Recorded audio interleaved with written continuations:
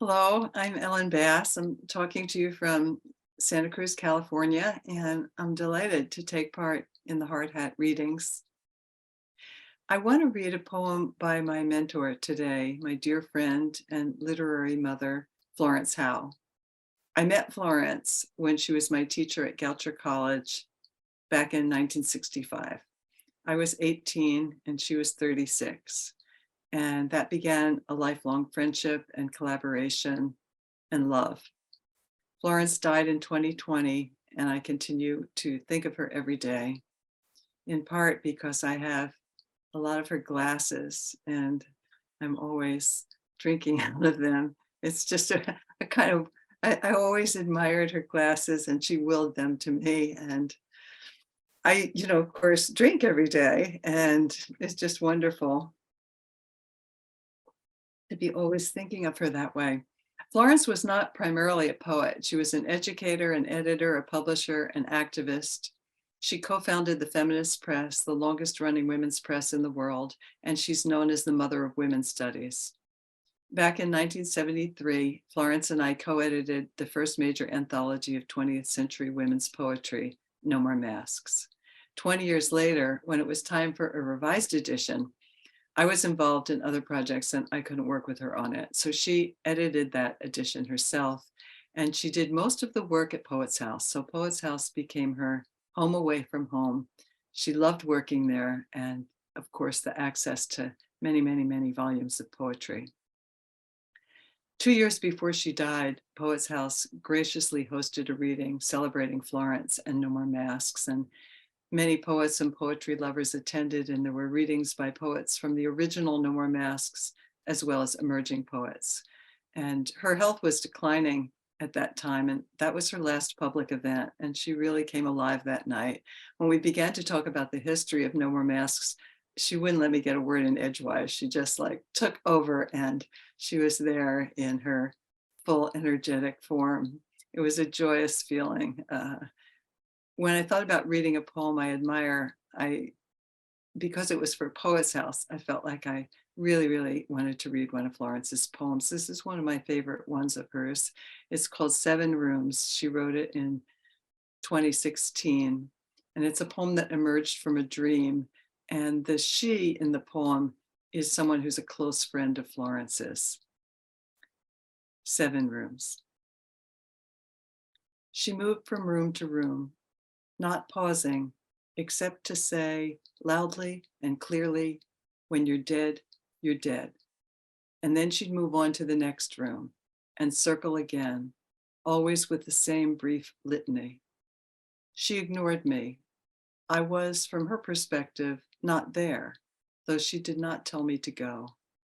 Instead, she directed the litany toward me when she reached the living room where I sat. When you're dead, she said, looking directly into my face. And for the first time, she repeated herself, when you're dead, you're dead. What to say to her, what to do? I began to count the rooms, a dining room and kitchen turned a corner at the end of the living room. On the other side, two bathrooms and two bedrooms. The apartment was also rich in closets, I knew. Two of them, large enough for a single bed, contained huge filing cabinets.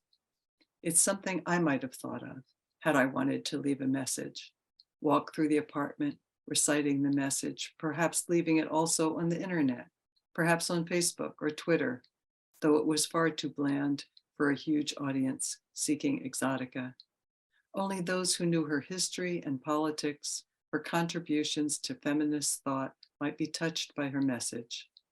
But there I was in the midst of it, not knowing what to do to be of use, how to leap right in, as Marge Piercy has said, and do the work of the world, or at least the work of calming this person who has a message for the world, a message I've long thought was my own message.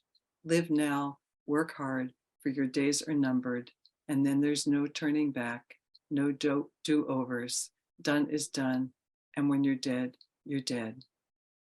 And that is how I joined the parade from room to room, adding only the 3 walk-in closets as my own small but significant contribution.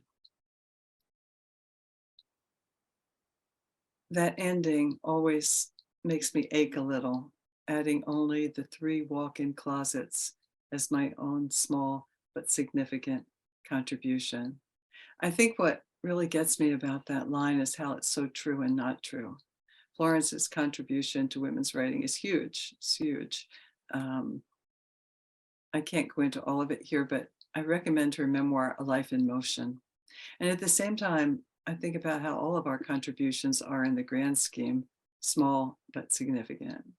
And those walk-in closets of hers held gigantic filing cabinets of letters from all the major women writers of the time, manuscripts, Florence's own journals. So they were indeed her own small but significant contribution. When I thought about what poem of my own to share, it had to be connected to Florence. I live in California and Florence lived in New York, but I visited her often. And being in her apartment, I always felt the same kind of ease and comfort that I felt when I went home to visit my own mother. When she was dying, it was wrenching that I wasn't able to be with her because of COVID. And I wrote this poem soon afterward, Lightning Streak of White, for Florence Howe, 1929 to 2020. Black streets, black sky with orchid clouds. The tide of the day was out. Nothing more would be carried in, not dreaded, not desired. Sometimes there was rain. Traffic lights streaked on the asphalt. Sometimes it was spring, all the tiny leaves breaking out of bud, pleated and tucked. The elevator, someone with a dog or a bag of takeout fogged with savory spices. The doorman who knew me, the taxi, the plane. The last time when she begged me to come, I can't die without you. I didn't. Nights I couldn't sleep, I'd pour a little scotch. The deep pleasure looking out into the dark and the few lit windows. People doing people things in their small frames, just as I was. Or rather, I wasn't doing anything. Time released its breath, and before the next, there was a little pause, and I lived in that. Like when you pull the tab on a zipper, the nothingness between the teeth. She was alive, her heavy jewelry hanging in the closet, her many pairs of shoes and coats, handbags and umbrellas, her hair on the pillow, black with that lightning streak of white. Thank you.